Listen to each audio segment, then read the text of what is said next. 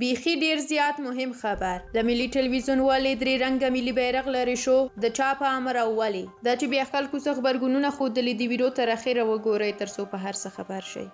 د اسلامي امارت د افغانستان ملي راډیو ټلویزیون د ټولنیزو رسنیو د پاڼو څخه د افغانستان د ملي بیرغ درې رنګه لرونکي لوګوګانې لرې کړې او پر ځای په سپین رنګ ملي ولیکه. دا تر دې دمه معلومه نه ده چې دا کار به د چا په امر ترسره شوی وي. د افغانستان اسلامي امارت ویاند ذبیح الله مجاهد رسنیو سره خبرو کې څو ځلې ویلي دي چې د افغانستان درې رنګه ملي بیرغ په اړه پریکړه به د افغانستان راتلونکي حکومت کوي، خو د ارګ په ګډون د ټولو دولتي ادارو څخه د افغانستان درې رنګه ملي بیرغ کوز شوی دی او د ملي راډیو ټلویزیون د رسنیو څخه هم د افغانستان درې رنګه ملي بیرغ لرې کړ.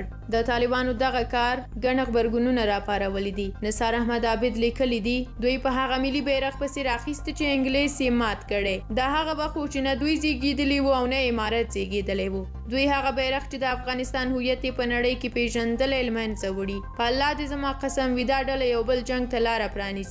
هو زما دې په الله قسم وي چې دوی به حتما یو بل جنګ شروع کړي. موږ غواړو تا ومنو او ستاسو سره تعامل وکړو، مګر ته د افغانستان خوار بیرغ نه منې. دا نن ورځ یې نښه دا د جبر او ظلم بیړۍ به غرقیږي او د تل لپاره به غرقیږي. اسماعیل میاخیل بیا لیکلي دي طالبانو له افغانستانه د ارزښتونو هدیره جوړه کړې ده.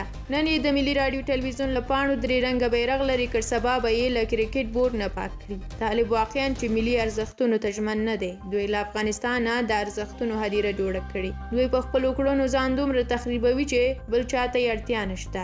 واقعا هره ورځ مو لا پسې ناهیلي کوي. د یادونې ده چې طالبانو امر کړی هیڅ چارواکي دې له درې رنګه بیرغ سره نه راښکاره کیږي. د ملا هیبت الله اخندزاده د رئیس الوزرا دفتر ته تازه لارښوونې کړي دي چې پکې ویل شوي د اسلامي امارت هیڅ لوړپوړی او ټیټپوړی چارواکي باید د درې رنګه بیرغ سره راښکاره نه شي. په دې لارښوونه کې دا هم ویل شوي دي چې په ټولو ادارو کې د سپین بیرغ ورپورته شي. دا په داسې حال کې ده چې څه وخت مخکې د ترکیې په غونډه کې متقي د درې رنګه ملي بیرغ تر سیوري لاندې وینا کړې وه. ستاسو له ملتیا هم ډیره زیاته مننه. د طالبانو دغه ډول کارونه تاسو څنګه ارزوئ؟ ستاسو په نظر حکومت به په دغه ډول کارونو سره دوام وکړي او که نه؟ د ملي بیرغ په اړه خپل نظریات په کومنټ کې ولیکئ. تر بیا یو بلې ویډیو د خدای په امان.